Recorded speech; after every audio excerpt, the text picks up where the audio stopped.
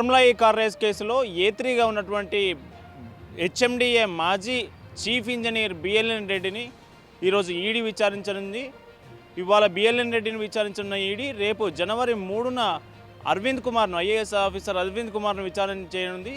ఈ జనవరి 7న ఈ కేసులో నిందితుడిగా ఉన్నటువంటి కేటీఆర్ని బీఆర్ఎస్ వర్కింగ్ ప్రెసిడెంట్ను జనవరి 7న విచారణకు రావాలని ఇప్పటికే ముగ్గురికి నోటీసులు అందించింది.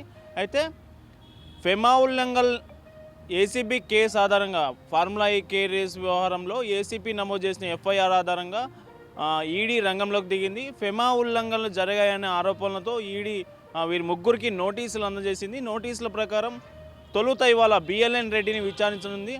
అయితే మొదలు పురపాలక శాఖతో ఈ కార్ రేస్ నిర్వహించే సంస్థతో పురపాలక శాఖకు ఒప్పందం జరిగిందని, ఈ రెండు సంస్థల మధ్య ఒప్పందం జరిగితే హెచ్ఎండిఏ నుంచి నిధులు ఎందుకు చెల్లించాల్సి వచ్చిందని ఈడీ ఈరోజు బిఎల్ఎన్ రెడ్డిని ప్రశ్నించనున్నట్లు తెలుస్తూ ఉంది.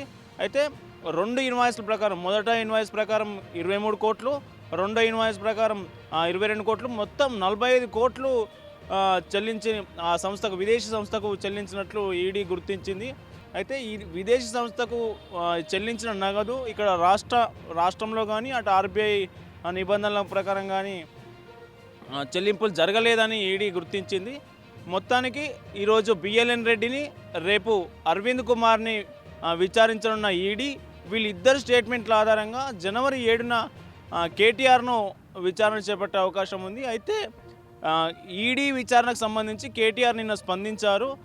ఈడీ విచారణకు హాజరు కావాలా వద్దా అనేది తన లాయర్లు తేలుస్తారని, తన లాయర్లు చెప్పిన దాని ప్రకారం ఆయన ముందుకు సాగుతానని నిన్న మీడియా చిట్చాట్లో కేటీఆర్ వెల్లడించారు. అయితే ఈ మీడియా చిట్చాట్లో భాగంగా కేటీఆర్ మరొక సంచలనమైన కామెంట్ చేశారు. ఈ కార్ కేసు అనేది ఓ లొటపీస్ కేసు అని, ఈ కార్ కేసులో పసలేదని, ఈ కార్ రేస్ కేసులో తనను అరెస్ట్ చేయాలని రేవంత్ రెడ్డి చూస్తున్నారని, ఇది రేవంత్ రెడ్డి చేస్తున్న ఆరో ప్రయత్నంగా కేటీఆర్ నిన్న మీడియా చిట్చాట్లో వెల్లడించారు. మొత్తానికి ఈ కార్ రేస్ కేసు వ్యవహారంలో ఈడీ విచారణ గురువారం నుంచి, అంటే ఇవాటి నుండి ఈ నెల 7 వరకు వరుసగా కొనసాగే అవకాశం ఉంది.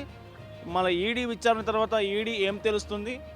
ఇప్పటికే ఈ కోర్టులో ఉన్నటువంటి ఈ కేసును విచారణ చేపట్టిన హైకోర్టు దీని తీర్పును రిజర్వ్ చేసింది. తీర్పు ఇప్పుడు వెల్లడిస్తుంది అనేది తెలియాల్సి ఉంది. హైకోర్టులో ఈ తీర్పు రిజర్వ్లో ఉండగానే ఈడీ దీనిపై విచారణ చేపట్టడం ఆసక్తికరంగా మారింది.